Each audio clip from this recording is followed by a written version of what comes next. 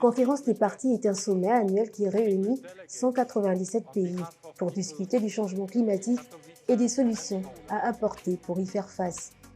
L'objectif des pays signataires de la Convention cadre des Nations Unies sur les changements climatiques vise à limiter l'impact de l'activité humaine sur le climat. Lors de la première conférence des parties en Allemagne en 1995, il était question de la mise en place des objectifs quantifiés de réduction des émissions de gaz à effet de serre.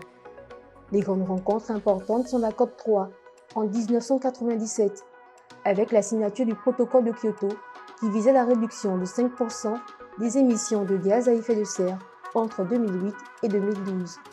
Lors de la COP21 à Paris, des objectifs clés avaient été fixés. Réduire les gaz à effet de serre, stimuler la production d'énergie renouvelable, maintenir l'augmentation de la température mondiale bien en dessous de 2 degrés Celsius, aider les pays pauvres face aux conséquences du changement climatique. La toute dernière COP25 à Madrid, en Espagne, s'est plus ou moins soldée par un échec. Alors, que doit-on attendre de la COP26 qui se tiendra du 1er au 12 novembre prochain à Glasgow, au Royaume-Uni? Ce phénomène de réchauffement climatique fait des ravages parmi les populations les plus vulnérables de la planète. C'est pourquoi le Royaume-Uni s'est engagé à hauteur de 11,6 milliards de livres pour le financement d'initiatives climatiques dans le monde entier. Les émissions mondiales de CO2 ont triplé entre 1970 et 2017 et la tendance ne semble pas s'inverser. L'heure est donc aux actions concrètes. Les dirigeants partout doivent agir.